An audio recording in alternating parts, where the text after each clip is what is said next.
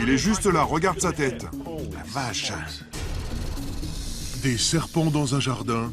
S'il vous mord, vous finissez à l'hôpital. Nom de Dieu! Il arrive. Un cache-cache avec un alligator. Il a une sacrée mâchoire. Et un raton laveur dans un restaurant. Les animaux nous entourent, parfois d'un peu trop près. Préserver l'équilibre entre les hommes et la faune sauvage, c'est le travail des Animal Extractors.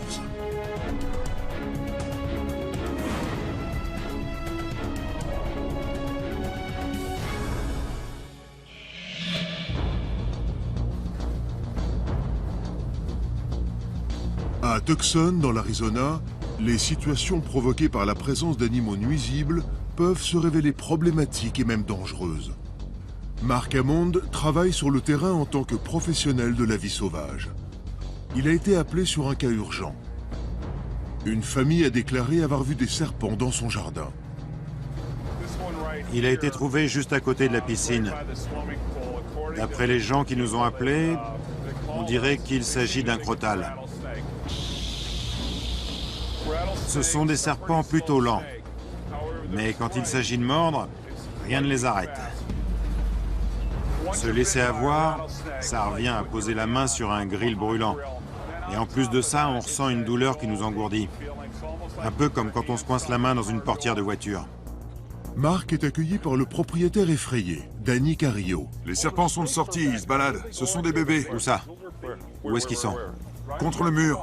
Ce sont des bébés, il y en a 2. Ce sont bien des crotales.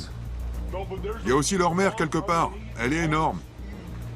Elle doit être grosse comme ça. Je vois.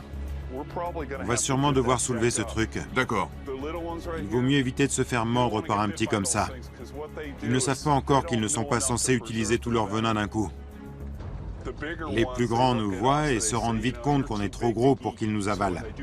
Alors quand ils nous attaquent, ils nous mordent mais ils gardent une partie de leur venin.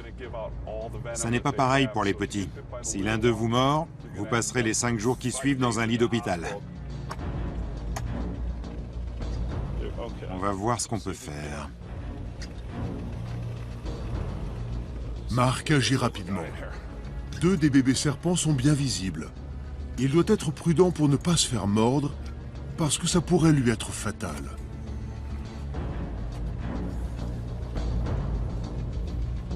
Il va essayer de s'attaquer à tout ce qu'il peut.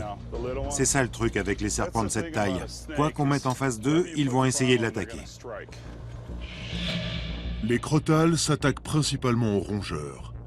Ils chassent les rats et les autres petits animaux qui vivent sur leur territoire, mais lorsqu'ils se sentent menacés, ils peuvent s'attaquer aux humains.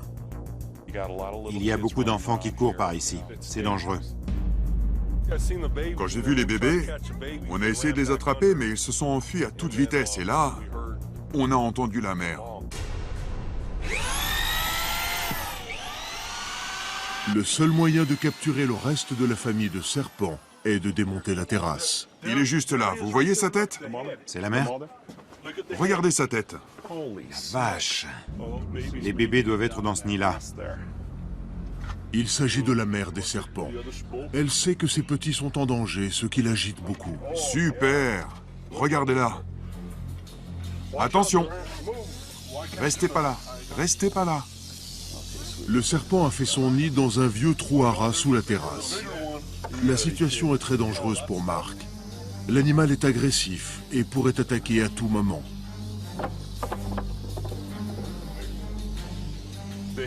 Ils mordent soit pour attaquer, soit pour se défendre. Lorsqu'ils sont offensifs, ils mordent les mains. En gros, si on s'en prend à eux, ils vont nous contaminer avec beaucoup plus de poison.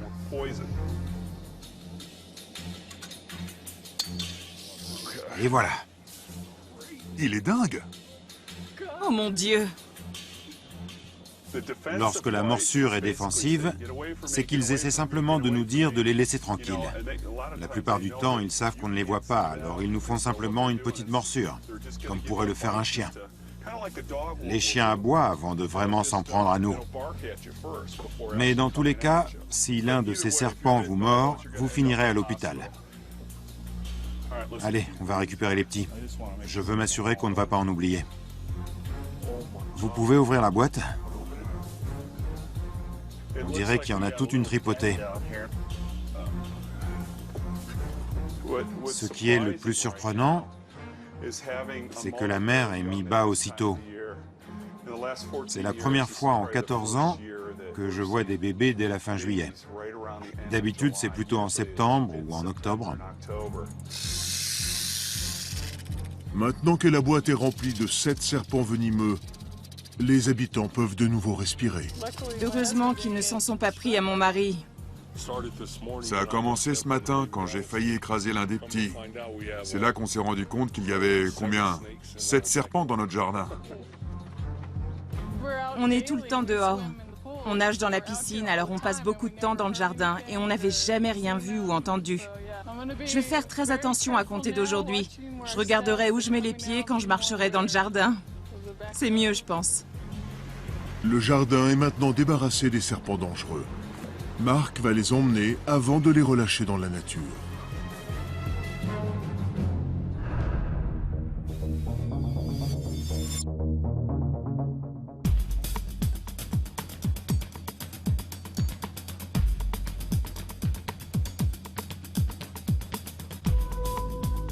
En Floride, de nouveaux quartiers sont construits de plus en plus près des Everglades. Rick Kramer, chargé du contrôle des alligators, a été appelé à cause d'une situation dangereuse. Un alligator géant a été repéré à proximité d'une maison familiale.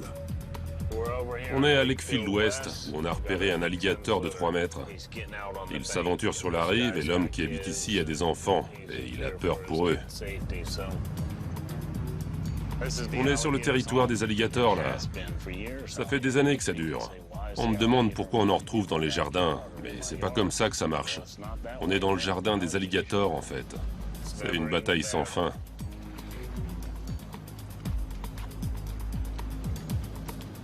Wellington est une nouvelle communauté typique de West Palm Beach de par ses nombreuses maisons en bord de lac. Rick arrive et trouve un propriétaire inquiet, John Bradford. Je l'ai vu 2 ou 3 fois. Je l'ai observé se balader. Il y en a souvent dans le coin. Je vois. 2 fois par semaine, je dirais. En général, la tête est grosse comme ça. Ils sont assez petits. Mais celui-là, en revanche... Il doit faire dans les 3 mètres. Ouais. Rick et son assistant Gino Peischer fouillent le périmètre, tandis que Bradford leur donne plus de précision. Souvent, quand on en voit de plus gros, c'est plus effrayant. J'ai des enfants, et on est souvent dans le jardin pour jouer, et ça fait bizarre. On voit beaucoup de pancartes dans le quartier pour signaler la disparition de chiens ou de chats. Quand on se débarrasse d'un alligator, ça rend service à tout le monde. Rick est sur une piste. J'ai vu ce qui semble être un gros alligator. Il n'est pas loin de ce tunnel d'évacuation. Il reproduit le cri d'un bébé alligator pour essayer de faire sortir l'adulte. C'est très risqué. Les alligators peuvent être rapides comme l'éclair. Et celui-ci n'est peut-être qu'à quelques centimètres de lui. Mais Rick veut savoir s'il est bien dans le tunnel. Il est là-bas, comme je le pensais.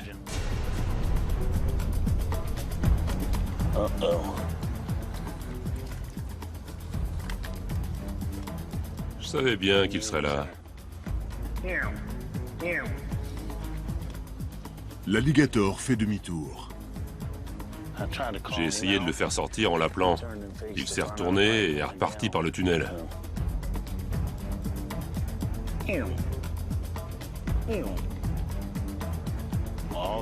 Tous les canaux qui partent vers l'ouest sont reliés par des tunnels comme celui-ci. C'est l'endroit parfait pour lui. Il y est en sécurité. Les humains ne peuvent pas y aller, alors il s'y sent à l'abri. Il peut y rester toute la journée et sortir chasser une fois la nuit tombée. C'est exactement ce que fait cet alligator. Il est vraiment grand, alors les conditions ne sont pas idéales. Je vais attendre qu'il soit un peu plus tard pour revenir et on attrapera cet alligator ce soir. Les alligators au sang froid chassent principalement la nuit, quand il fait moins chaud. Rick et Gino décident d'attendre qu'il fasse nuit pour essayer une fois de plus de capturer le prédateur.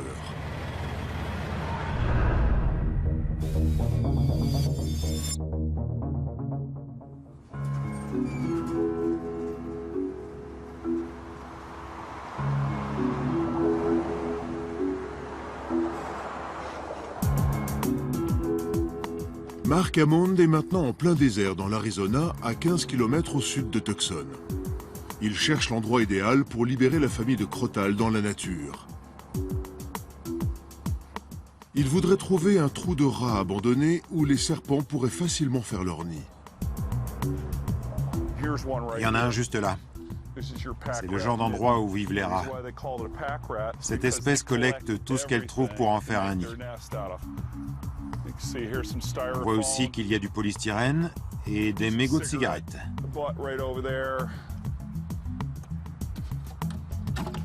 Attraper l'animal, c'est la partie la plus facile du travail. C'est quand il s'agit de les relâcher que ça se complique.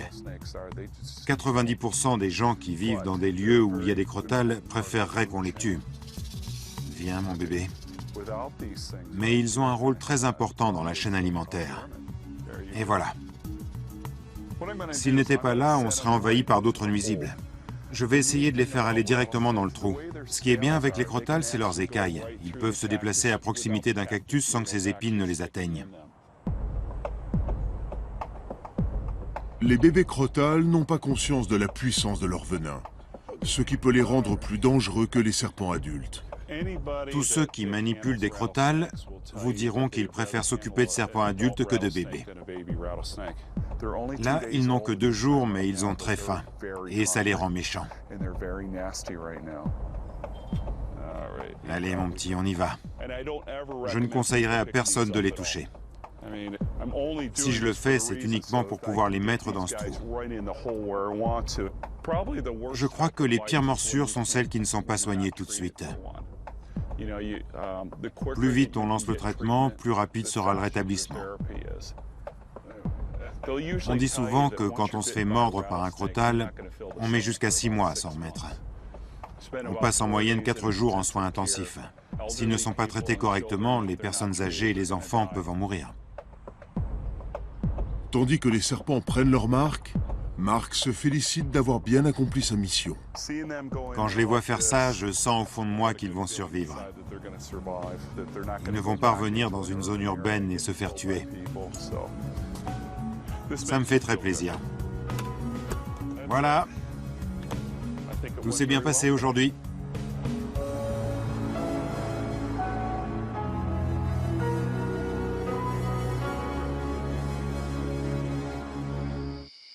À West Palm Beach, en Floride, le soleil s'est couché sur les Everglades et tous les alligators qui y vivent.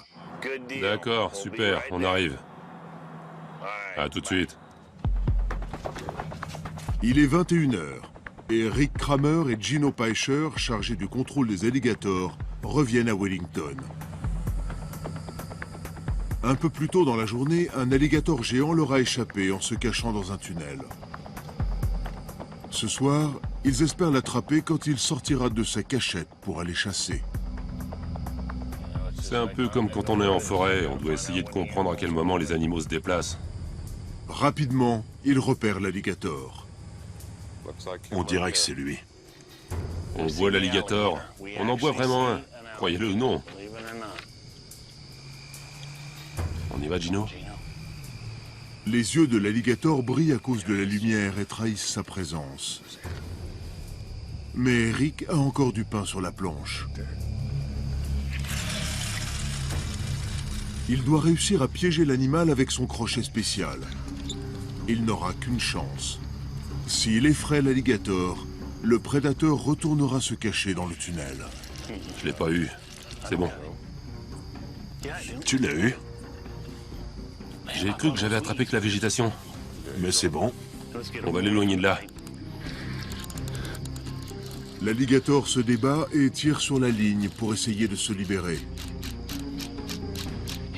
Il était dans le tunnel quand on est arrivé, et je pensais qu'il allait venir vers nous, alors j'ai lancé mon crochet en espérant l'attraper. Au final, ça m'a fait plus peur qu'à lui. Il allait se sauver. Regarde les arbres. Il a de la force.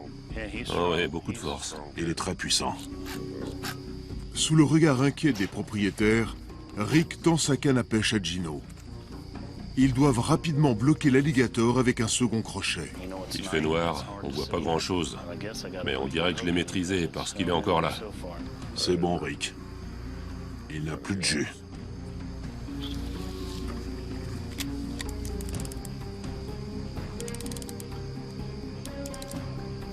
C'est bon.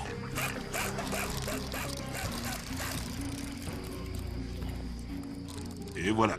L'alligator commence à se retourner. Laisse-le faire. Rick voit bien que même s'il se défend encore, l'alligator commence à fatiguer. Laisse-le tirer, laisse-le faire.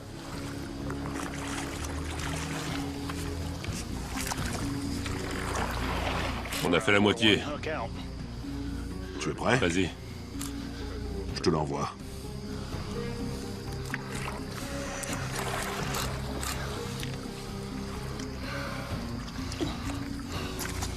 Voilà, tu peux l'attraper. Gino, attrape le collet. Tu l'as? L'alligator mesure plus de 2,40 mètres. Rick et Gino doivent allier leurs forces pour le maîtriser. Tire fort, il faut le bloquer. Voilà, c'est bon. D'un coup de mâchoire, les 80 dents de l'alligator écrasent la perche en PVC de Rick. C'est bon. T'as vu ce qu'il vient de faire? Imagine ça 150 fois sur ta jambe ou ton bras. C'est du PVC, ça casse pas facilement. Je vous laisse imaginer s'il faisait la même chose avec des os, qu'il les réduit en miettes et les tord dans tous les sens, et qu'il s'agit d'un enfant ou d'un animal. L'alligator est vraiment très puissant. Il peut vous tuer très facilement. On l'a accroché d'un côté, et là, le combat a commencé. Mais on l'a attrapé. C'est pour ça que je suis là, pour capturer l'alligator. C'est ce que je préfère dans mon métier. Quand je vois les gens heureux qu'on les ait débarrassés d'un alligator. Avec ses dents creuses conçues pour maintenir en place et écraser sa proie, l'alligator peut causer de sérieux dégâts. Il essaie de t'embrasser. Oh non, il est en colère contre moi. T'es prêt, Gino? Cet alligator ne provoquera plus de cauchemars chez les habitants.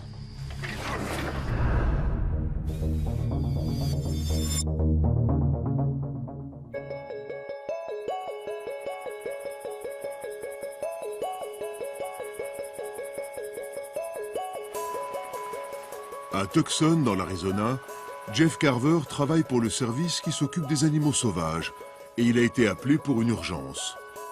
Une moufette a été aperçue dans une ferme et elle pourrait être porteuse d'une maladie mortelle. Les moufettes et les chauves-souris sont les animaux atteints par la rage les plus nombreux dans la région. On veut s'assurer que tout va bien parce que ce monsieur a des enfants et des animaux. Alors, on va voir ce qu'on peut faire. Paul Knickerbocker, le propriétaire, a trouvé la moufette coincée dans un conduit de climatisation. Il a repéré une moufette. Elle a une taille adulte, mais c'est une espèce assez petite. Elle ne pèse qu'1 kilo en général. Mais bon, ça les empêche pas de sentir très mauvais. Ce qui est le plus dangereux, c'est la rage. En fait, il y a eu 2 moufettes porteuses de la maladie dans les 6 km récemment et ça a fait des dégâts chez les animaux. On n'a pas besoin de ça. Le chien de Paul a 4 mois. C'est trop jeune pour se faire vacciner contre la rage. Il jouait dans le jardin où la moufette a été trouvée. Ce qui m'inquiète, c'est que si le chien était là, il a dû rencontrer la moufette, qui ne s'en est visiblement pas prise à lui. Mais je veux m'assurer qu'il ne lui est rien arrivé. Je serai plus tranquille. Maintenant, je dois voir comment la sortir de là. Jeff retourne à son véhicule pour mettre son plan en marche. Ce qu'il y a de bien chez les moufettes, c'est que c'est un peu comme des chats. Elles n'aiment pas la lumière et elles n'adorent pas l'eau. Alors, si on peut leur trouver quelque chose de plus attrayant que ce dont elles disposent déjà, peut-être qu'elle viendra d'elle-même. On va peut-être réussir à l'amadouer en lui offrant un peu d'obscurité à l'abri de la lumière. C'est pour ça que j'emporte toujours des pièges que j'ai modifiés. Ça leur fournit un abri à l'ombre et elles peuvent prendre ça pour une tanière. Ah, super. Puisqu'il y a un risque qu'elle ait été en contact avec le chien, je veux pas qu'elle s'échappe. Il faut qu'on l'emmène pour voir si elle a la rage.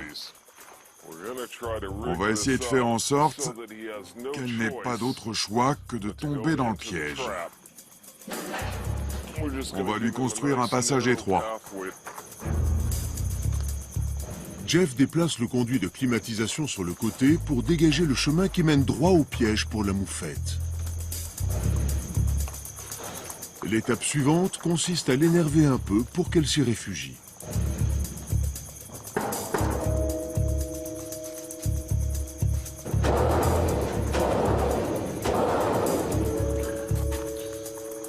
Jeff essaie de forcer la moufette à emprunter le tunnel, mais en vain. Il est temps de passer au plan B. Je vais m'y prendre autrement.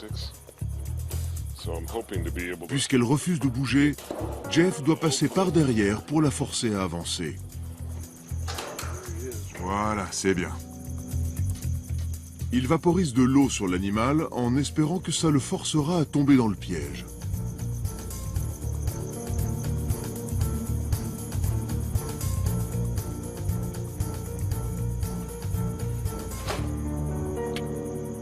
Ça a marché. J'aime quand un plan se passe sans accroc. Le comportement de la moufette inquiète Jeff. La plupart du temps, elle se recroqueville dans le fond. Mais celle-là n'hésite pas à rester au bord de la cage, alors qu'on a de la lumière et un appareil photo pointé sur elle. Ça peut être mauvais signe. Et comme les moufettes sont une espèce très porteuse de la rage, celle-là va devoir subir des examens.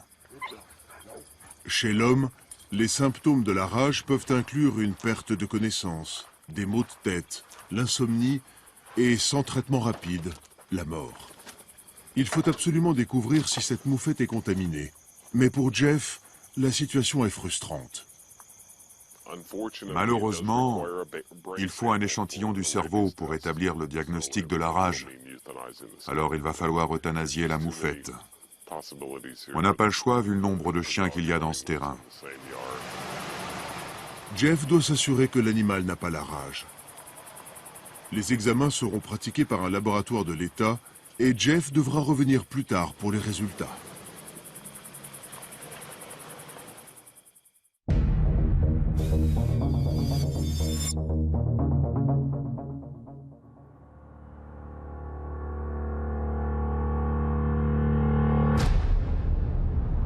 Toronto est une ville prospère qui connaît un problème grandissant de nuisibles. Quand les animaux essaient de s'imposer dans des endroits qu'ils considéraient chez eux, ça crée souvent des problèmes. Et dans ces cas-là, c'est Pete Nolan et Brad Gates, spécialistes en urgence animale, que l'on appelle. Bonjour Terry. On a une urgence. Un raton laveur dans l'entrée d'un restaurant nommé Golden Griddle. Tu peux t'en occuper ? Oui, pas de souci. On doit récupérer un raton laveur dans un restaurant. Avec un peu de chance, on va manger à l'œil. Comment il a pu entrer? Le restaurant est situé à 30 km au nord-est de Toronto. Pour les propriétaires, pas question d'ajouter ce raton laveur à la carte. On a reçu un appel concernant un raton laveur. Rien d'extraordinaire, mais il pense qu'il est coincé entre une vitre et du plexiglas.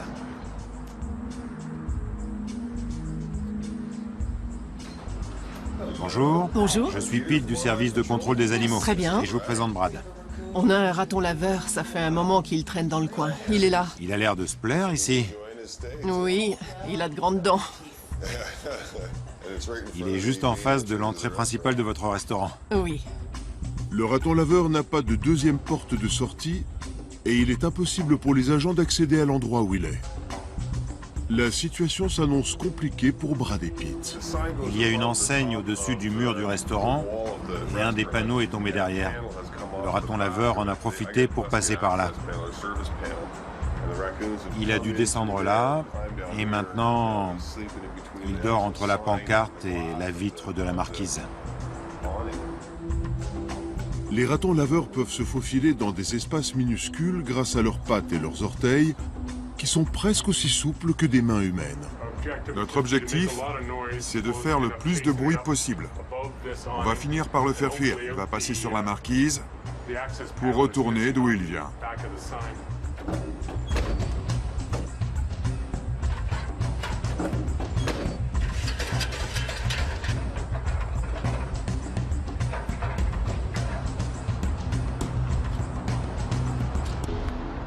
Les deux agents tentent de faire ressortir le raton laveur par là où il est entré, le trou dans la pancarte du restaurant.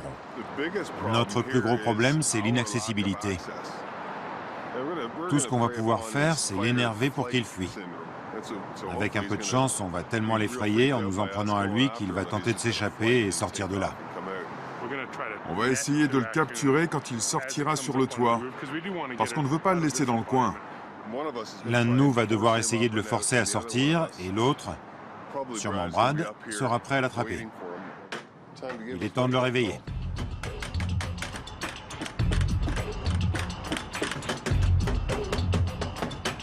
Tandis que Pete essaie de faire sortir le raton laveur, Brad l'attend sur le toit. Il se dirige vers l'avant maintenant. Tu devrais pas tarder à le voir.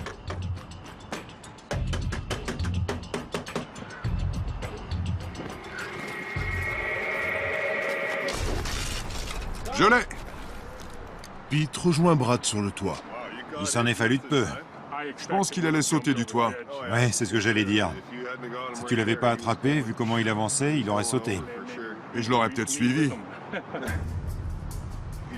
Quand il était bloqué, je l'ai fait fuir en tapant contre la vitre. Il est sorti de sa cachette et Brad s'est jeté sur lui dès qu'il est apparu sur le toit. Maintenant, je vais utiliser mon collet pour créer une espèce de sac à partir du filet. Après, je vais tirer dessus doucement, et une fois que je l'aurai bien bloqué et qu'il ne pourra plus se retourner du tout, je le libérerai un peu, et il ira directement dans le piège. En général, on fait en sorte que l'animal soit le moins stressé possible. Pendant que Brad condamne l'accès au toit pour qu'aucun autre animal ne se retrouve dans la même situation, Pete annonce la bonne nouvelle aux employés. Alors, comment ça s'est passé? Très bien. On a dû lui courir un peu après. Il ne voulait pas se laisser avoir tout de suite. Ça m'étonne pas. Vous ne devriez plus avoir de problème. Super, merci à vous. C'est gentil. Le raton laveur va pouvoir changer de décor. Au lieu d'un restaurant bondé, il va être relâché dans un environnement un peu plus naturel.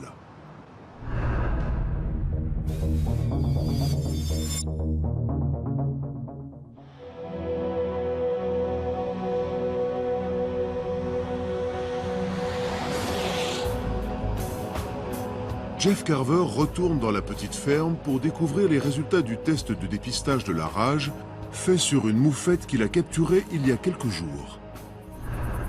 Alors, on va essayer de faire en sorte qu'elle n'ait pas d'autre choix que de tomber dans le piège. La moufette potentiellement porteuse de la maladie était coincée dans un conduit de climatisation. Mais elle était entrée en contact avec le chien de la famille. On ne veut pas de la rage. Les animaux y passent tous. On retourne à l'endroit où on a capturé la moufette l'autre jour. Des tests de dépistage ont été faits. Puisqu'il s'est porté partie plaignante, c'est à lui que l'État a envoyé les résultats. Je veux m'assurer que son chien va bien et avoir la primeur. Bonsoir, monsieur Knickerbocker. Bonsoir. Comment allez-vous? Ça va et vous? Ça va. Je passais juste pour voir si vous aviez eu les résultats. C'est négatif. Bonne nouvelle pour Jeff, les résultats sont négatifs. Bonjour, Abby. Le chien est visiblement en bonne santé. il s'en est bien sorti. Comme il n'a pas été vacciné contre la rage, si le résultat avait été positif, il aurait fallu mettre fin à ses jours. On nous a appelés hier après-midi pour nous en informer. Tous les habitants du quartier sont soulagés. Je suis content que tout se termine bien. Merci, c'est gentil. Prenez soin de vous. Vous avez fait du bon boulot. C'est normal. Au revoir. Au revoir.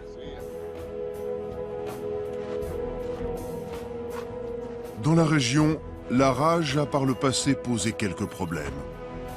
Mais avec ce résultat négatif, Jeff peut se réjouir de l'issue de cette affaire.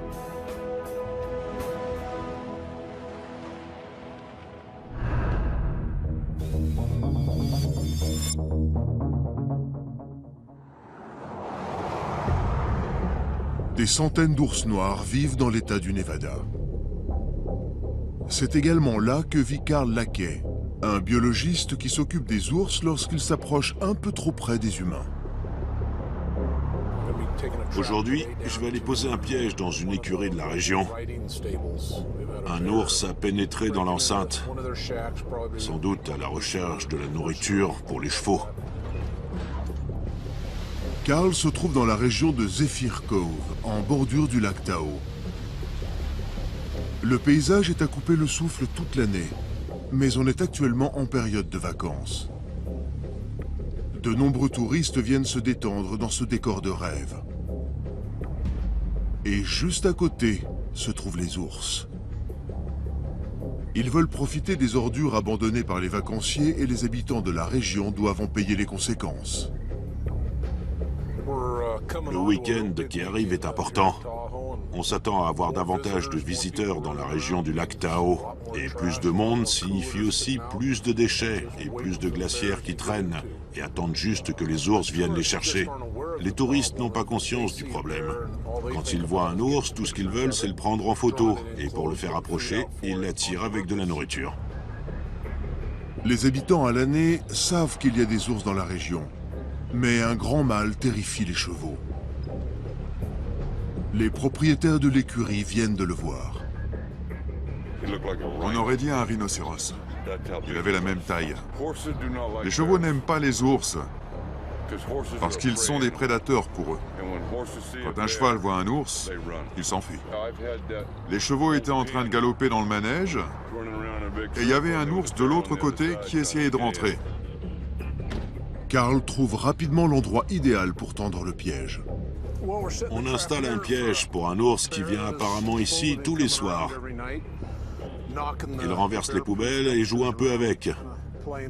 Il n'est pas encore entré pour voler de la nourriture. Mais on l'a vu pointer le bout de son museau près des écuries. Même quand on fait tout ce qu'il faut, comme c'est le cas ici où on trouve des poubelles spéciales censées résister aux ours, on est à Tahoe, c'est l'habitat naturel des ours, alors évidemment ils vont venir fouiner pour trouver de la nourriture. Pendant l'automne, les ours noirs peuvent manger l'équivalent de plus de 20 kilos de nourriture par jour en préparation de l'hibernation hivernale. Une fois le piège en place, Carl utilise une sélection d'aliments comme appât pour attirer l'ours à l'intérieur. J'essaie de le faire manger de manière équilibrée. On trouve des féculents, du pepperoni, du bœuf rôti et quelques fruits. L'ours qui va tomber dans ce piège va manger sainement. Les 2 sacs dans le fond contiennent encore plus d'appât. Quand il tirera dessus pour récupérer la nourriture, ça fera se refermer la porte derrière lui. La région est peuplée d'ours. Et il est évident qu'il s'approche un peu trop des habitants. Nos recherches ont montré qu'environ 25% des ours qu'on a capturés étaient en moyenne 30% plus gros que les ours sauvages de la même région. On en a certains qui sont tellement gros qu'ils n'arrivent même pas à se retourner dans le piège. Ils doivent s'asseoir et tourner sur leurs fesses. Ils optent pour la solution de facilité.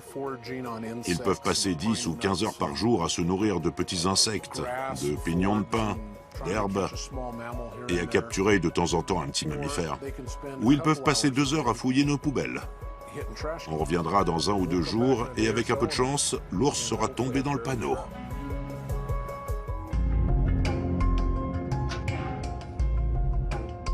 À Zephyr Cove, près du lac Tahoe dans le Nevada, le biologiste Carl Lackey est sur la trace d'un ours géant qui met à sac les poubelles et terrifie les chevaux.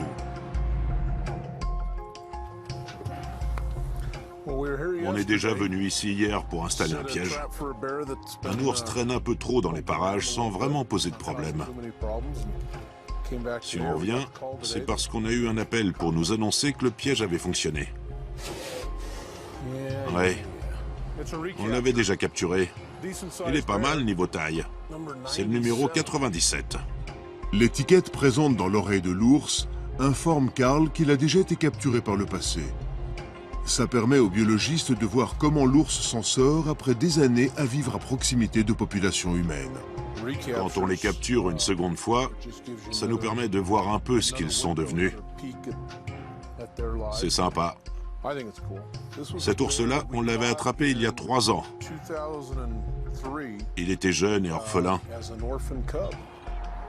On ne l'avait pas revu depuis, alors on est content. Le fils de Carl, Nolan, est venu aider son père. C'est une occasion unique pour lui d'approcher de très près un ours aussi grand sans prendre de risques. Les employés de l'écurie viennent également jeter un œil à l'animal piégé. On va commencer par prélever un échantillon de sang pour faire un bilan de son état général, et on le relâchera demain matin. Un ours de cette taille peut tuer un humain en quelques secondes. Alors Carl doit lui donner des tranquillisants pour pouvoir l'examiner de manière sûre. Il ne sent pas grand-chose, mais il peut encore voir et entendre ce que je fais. Il va essayer de se lever et de me frapper, mais il n'y arrivera pas. Le garde-chasse est aussi venu prêter main forte. L'ours va sentir une légère piqûre. Et en à peine quelques minutes, les sédatifs feront effet.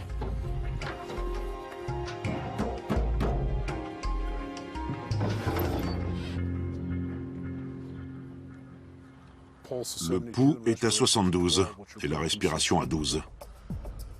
Ce n'est pas mal pour un ours de la taille de celui-ci. Notre priorité est la sécurité et la santé de l'animal. Alors on va surveiller ses constantes. Si on regarde bien ses dents, on dirait celles d'un vieil homme. Les ours noirs utilisent les grandes canines pour mordre le bois afin de récupérer des fourmis ou des frelons. Ça constitue leur nourriture de base. Des dents cassées peuvent affecter les capacités de l'ours à chasser. Il devrait voir un dentiste. Les mesures que prend Carl lui donnent une idée de la croissance de l'ours depuis leur première rencontre, il y a 3 ans. On mesure d'un côté à l'autre du dos. Les poils, on les garde pour faire des tests ADN. On cherche plusieurs choses, notamment les liens qui existent entre les différents animaux qu'on attrape en train de fouiller les poubelles. On veut voir s'il y a une parenté entre les ours qu'on voit dans les zones urbaines. Je dirais qu'ils ne traînent par ici que la moitié du temps. 2, 3. On sait qu'il ne se nourrit pas entièrement à partir de nos déchets, sinon il pèserait 200 ou 250 kilos. On va le relâcher demain matin et le pourchasser un peu pour le faire fuir. Avec un peu de chance, on ne le reverra plus.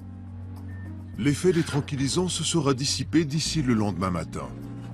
Carl pourra donc relâcher l'ours dans la nature en toute sécurité, loin des poubelles et loin des chevaux.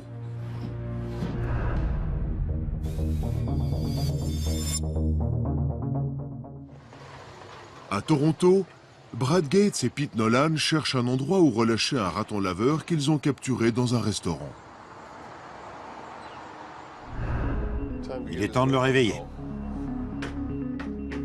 Le raton laveur était coincé dans une enseigne au-dessus de l'entrée. Tu devrais pas tarder à le voir. Il n'a pas été facile de l'en déloger. Je l'ai! Les ratons laveurs ont des repères de secours où ils peuvent se réfugier si on les dérange. Avec un peu de chance, cet animal arrivera à retourner dans un de ces endroits. Ça me semble plutôt pas mal. Il y a une source de nourriture pas très loin. Si on regarde bien, on voit que s'il a besoin de se protéger, il a plein d'endroits où il peut se cacher et des arbres dans lesquels il peut grimper. Ses chances de s'en sortir ici sont vraiment bonnes. T'en penses quoi? On le met dans un arbre? Ouais, c'est une bonne idée. Il sera hors de danger pour la nuit. Un arbre est l'endroit idéal pour un raton laveur nerveux. Il est protégé des chats et des chiens. Ce sont de bons grimpeurs. Je pense qu'il sent qu'on va le libérer. Il commence à s'activer. Fais-le se retourner.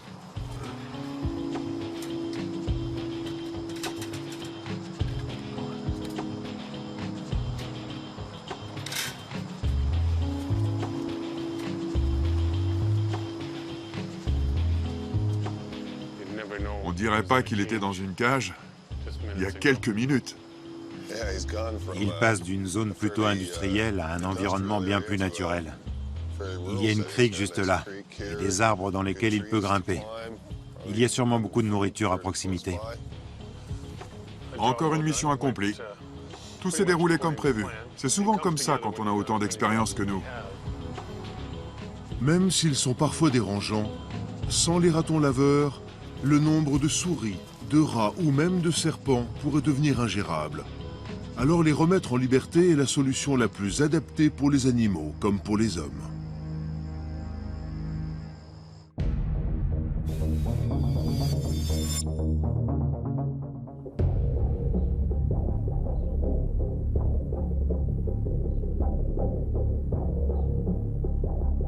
L'Amérique s'accroche encore à ses frontières indomptées. Mais elles disparaissent rapidement. Dans le Nevada, les chevaux sauvages subissent la pression due aux avancées de la civilisation.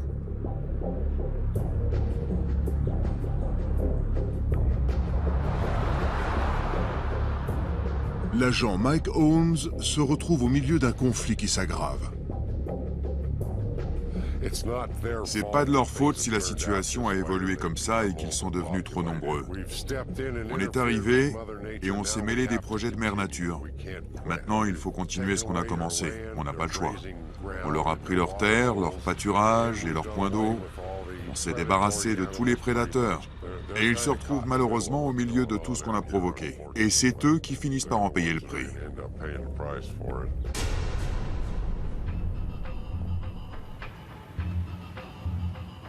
Le manque de prédateurs a permis aux chevaux sauvages de se reproduire de manière exponentielle. Ils viennent maintenant dans les villes alentours, restent au milieu d'autoroutes et causent des milliers de dollars de dommages aux plantes et aux jardins. Mike a réuni un troupeau de chevaux gênants qui traînaient à proximité d'un quartier. Plus leur nombre augmente, plus ils ont du mal à trouver de la nourriture. Mike doit donc s'assurer que les chevaux sauvages ne soient pas trop nombreux. Il faut qu'on essaie de réduire un peu leur nombre pour qu'il y ait de quoi tous les nourrir pendant l'hiver. Dans une telle région, il faut environ 400 acres par animal de 350 kilos. Les propriétaires de ranch ont un avis partagé. Ils adorent les chevaux, mais ils savent qu'ils représentent un problème. Il y a beaucoup de monde qui pense qu'on ne devrait pas s'en mêler et qu'on devrait les laisser continuer à se reproduire sans essayer de contrôler quoi que ce soit et en laissant la nature faire son œuvre.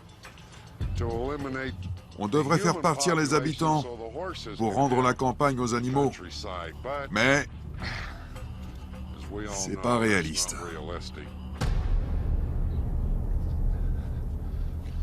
Iris Campbell, la propriétaire, a pu constater le problème d'elle-même. Quand on a nous-mêmes des chevaux et que des chevaux sauvages viennent près de là où vous stockez votre paille, ils savent à quelle heure vous nourrissez vos bêtes.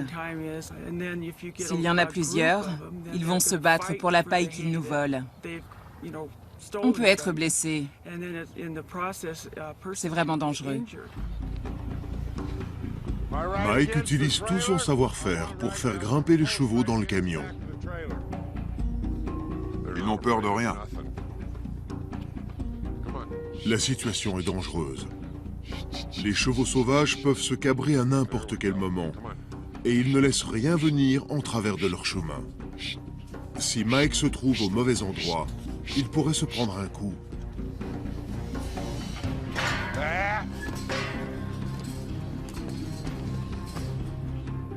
Allez, Les chevaux commencent à s'énerver. allez, rentrez. Vous n'avez pas l'intention de collaborer, à ce que je vois? Allez, Tandis qu'il se dirige vers Mike, il se réfugie dans un coin. parfait. Son expérience lui permet de rester calme afin de ne pas agiter davantage les chevaux.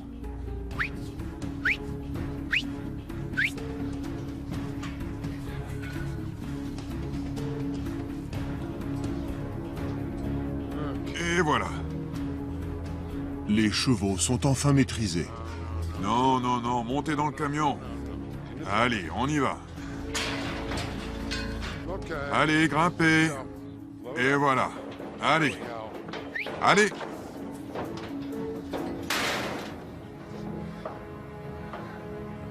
Super. Mike ramène les chevaux à son ranch à quelques kilomètres de là. C'est là qu'ils habiteront pendant quelque temps, jusqu'à ce qu'on soit prêt à s'occuper d'eux. Après ça, on essayera de trouver l'une de ces organisations à but non lucratif que l'État du Nevada utilise, et on leur donnera les chevaux pour qu'ils se chargent de leur trouver une nouvelle maison. Allez! On y va! On y va! On va les installer dans leur enclos. Les chevaux vont être dressés et on leur apprendra à être montés. Pour certains, cette étape sera plus dure que pour d'autres. Quand on le voit comme ça, celui qui reste près du poulain, on voit bien que ce sera jamais un cheval facile à monter parce que c'est un cheval de troupeau et qu'il est le mâle dominant. Il a déjà ses habitudes. En général, quand ces chevaux sont des étalons, c'est assez dur de les maîtriser. Ils peuvent se calmer au point de se laisser caresser ou leur mettre un licol. Mais ils ne se laissent pas faire en ce qui concerne la selle, alors c'est plus difficile de les placer. Surtout quand ces étalons deviennent un peu plus vieux. Il y a beaucoup de travail à accomplir avec ces chevaux, mais Mike leur offre la perspective d'un avenir meilleur et loin des dangers que représente la société.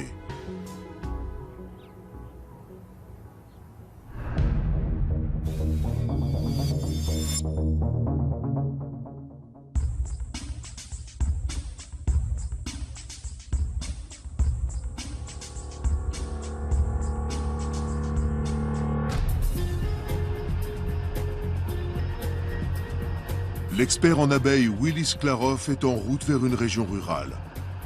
Un essaim d'abeilles à miel a installé sa ruche dans le mur d'une maison.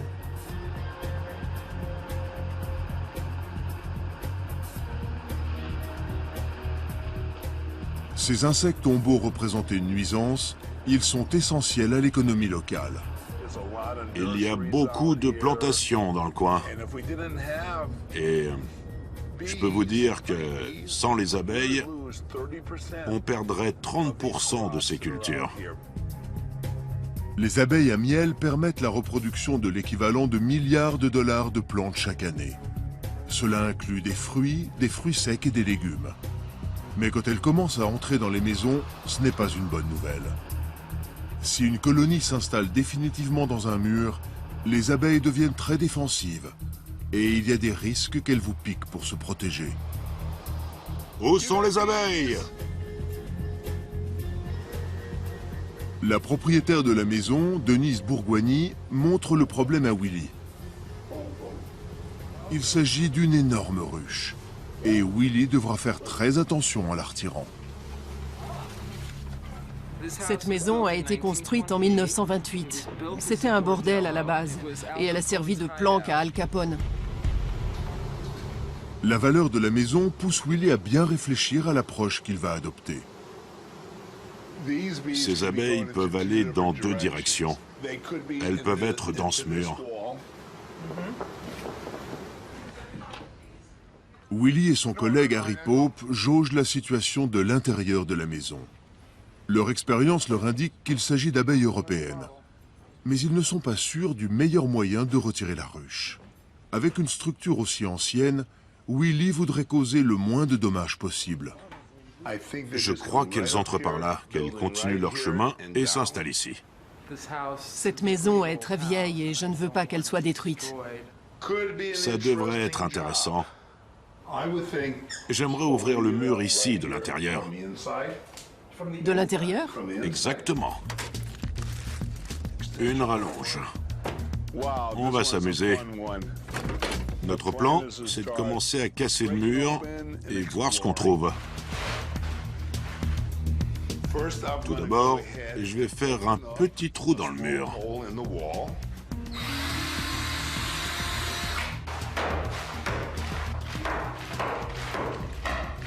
La propriétaire est maintenant très nerveuse. Elle attend de savoir si Willy s'attaque au bon endroit. Je vais vaporiser un produit pour exterminer les abeilles. Il y a beaucoup de mâles. Elles étaient prêtes à essaimer. Les abeilles se réunissent et essaiment lorsqu'elles sont prêtes à former une nouvelle ruche. Et dans cette zone résidentielle, elles auraient sûrement choisi le mur d'une autre maison. Par chance, Willy a immédiatement trouvé la ruche derrière le plâtre cassé. Tout ça, ce n'est que du miel. On va commencer par en sortir une partie et on verra bien. Ce n'est que du miel. Et du bon. Tout ça, ce n'est que du miel. Tout ça, là. Je n'en reviens pas. Qu'est-ce que c'est bon. Super. Une fois le miel sorti, Willy a une autre surprise. Vous allez être très surpris. Regardez ça. C'est le couvain. C'est là que sont tous les bébés. Le couvain, c'est la nurserie de la ruche. Des milliers de larves d'abeilles y sont nourries au pollen et à la gelée royale par les abeilles ouvrières jusqu'à ce qu'elles soient prêtes à sortir. Est-ce que c'est pas beau? Regardez tout le pollen à l'intérieur.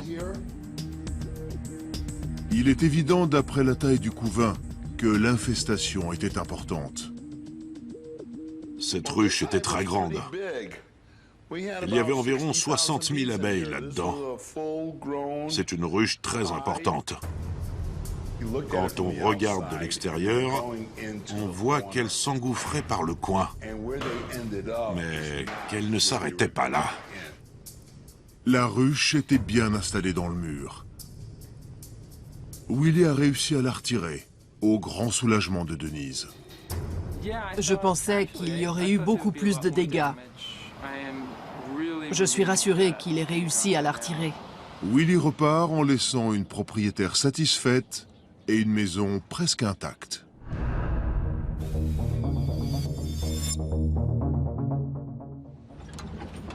De retour dans le Nevada, nous retrouvons l'expert en ours royal, Carl Lackey. Il se dirige vers les montagnes qui surplombent le lac Tahoe. Une mission importante l'attend. C'est quand tu veux. Hier, Carl a capturé un grand ours noir qui terrorisait des chevaux. Allez, on y va. Carl a emmené l'ours qu'il a attrapé dans un endroit où il va pouvoir le relâcher en toute sécurité. Il espère que maintenant, l'animal ne viendra plus embêter les hommes. Il va faire appel à ses chiens spécialement entraînés, Striker et Rooster, pour chasser l'ours et renforcer sa peur des humains. On va un peu l'envoyer dans la direction qu'on veut. On n'est pas très loin de l'endroit où on l'a capturé. On va lui tirer quelques balles en caoutchouc dessus quand il sortira de sa cage. Et juste après, on enverra les chiens. Les balles en caoutchouc tirées sur l'ours en fuite vont aussi permettre qu'il se tienne à distance des humains à l'avenir. La plupart du temps, ça fonctionne. Ça n'a rien à voir avec les problèmes qu'on rencontre en général avec les ours. Il ne fait pas vraiment le même poids que les autres ours qu'on trouve en ville à se nourrir dans les poubelles. On a dû l'attraper lors d'une de ses premières tentatives. C'est une bonne chose. On arrivera peut-être à ne pas le laisser prendre de mauvaises habitudes.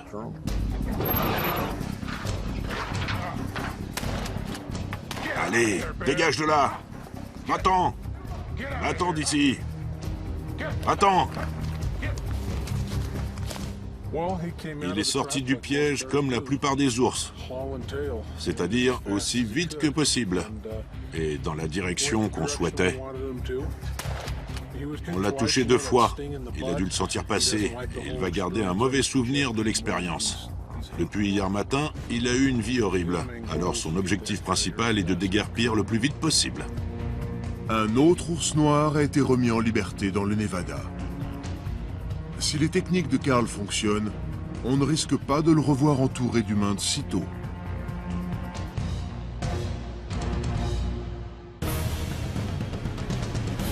Les agents de régulation de la vie sauvage se battent pour protéger nos maisons et lieux de travail. Grâce à ces Animal Extractors, notre environnement est plus sûr pour les hommes comme pour les animaux.